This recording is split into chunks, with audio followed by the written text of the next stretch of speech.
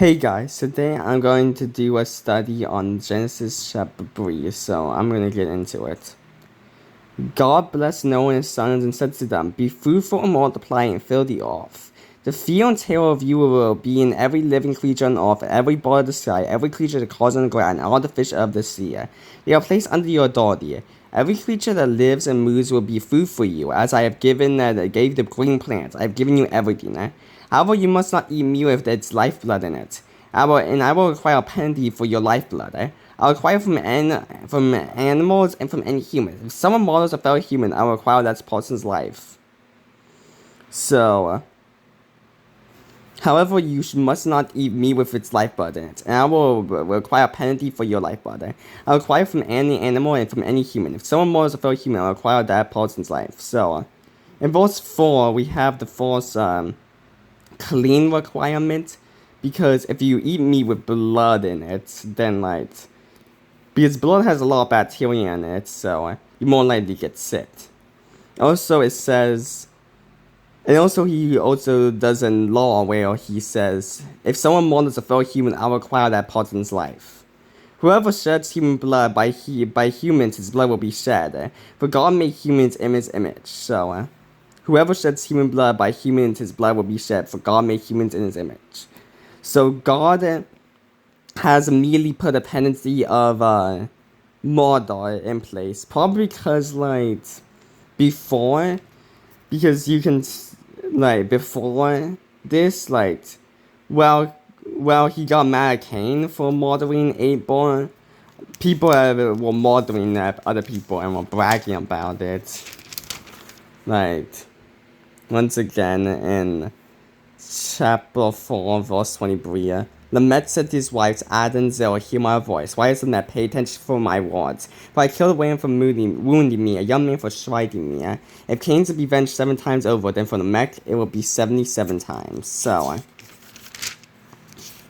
God puts it in place that whoever sheds human blood by humans, his blood will be shed. For God made humans his image.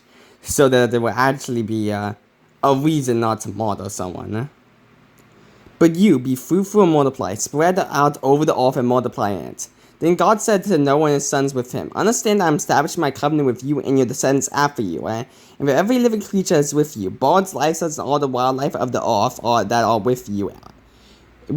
All the animals of the earth that came out of. I established my covenant with you, that never again will every creature will be wiped out by flood water, so they will never again be a flood to destroy the earth.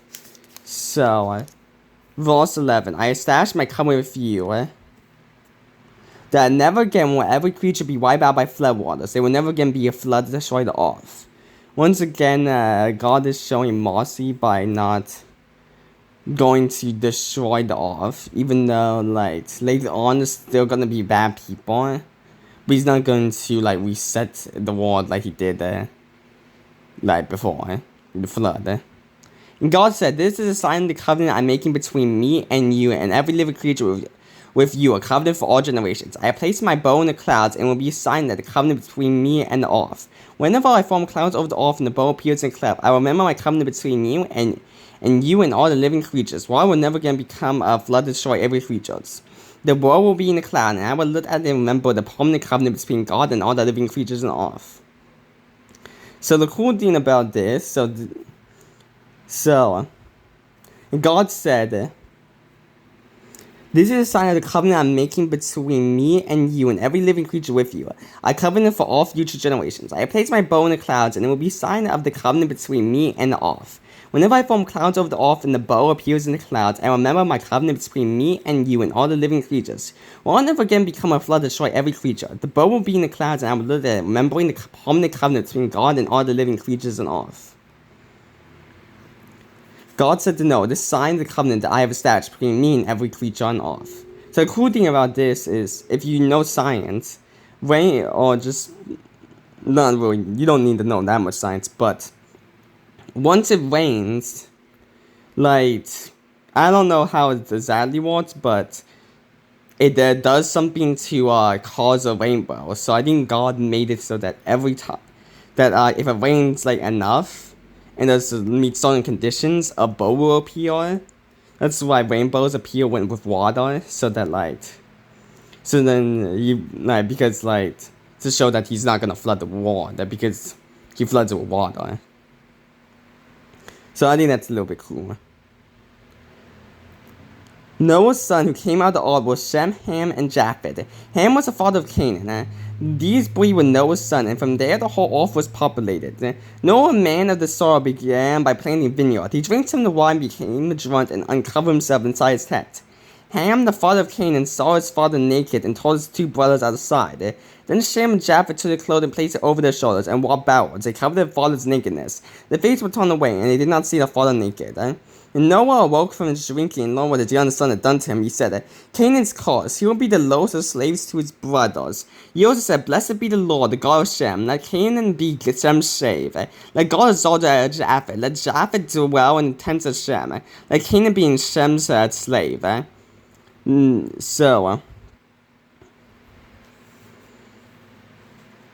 Noah, a man of soil, began by planting a vineyard. He drank some of the wine, became drunk, and uncovered himself inside his tent. So this is probably the first time alcohol was created, and he didn't know what he was drinking, so he didn't know that he would become drunk and become naked. Ham, the father of Canaan, saw his father naked and told his two brothers aside. So Ham, instead of discreetly putting clothes on his father, he told his two brothers, say, hey, look. And then Shem and Japheth took a cloak, placed it over both their shoulders, and walked backwards. They covered their father's nakedness. So Shem and Japheth were they didn't want to see Noah naked. Their faces were turned away, and they did not see their father's naked. They were more respectful. Ham just rolled up and saw him naked and told Shem and Japheth. When Noah woke from his drinking and learned what his youngest son had done to him, he said, Canaan's curse, he will be the lowest of slaves to his brother. So Noah is now cursing Canaan for his father doing. He also said, Blessed be the Lord, the God of Shem. Let Canaan be Shem's slave. Let God exalt Japheth. Let Japheth dwell in the tents of Shem. Let Canaan be Shem's slave.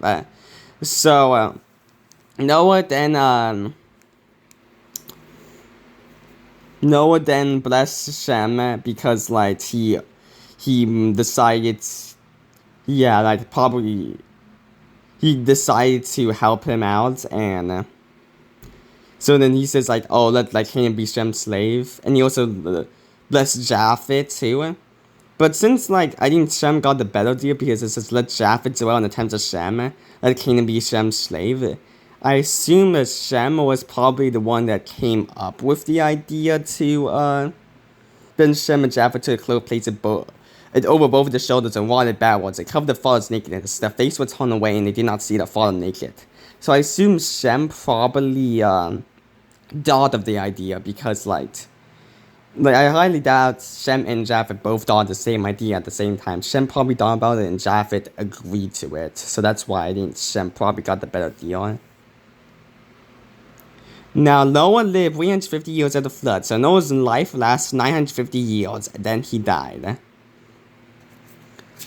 So yeah, this is Genesis chapter 3, and the first part is God showing his covenant with Noah and that he's gonna be merciful to all humanity, and then the next part is Noah.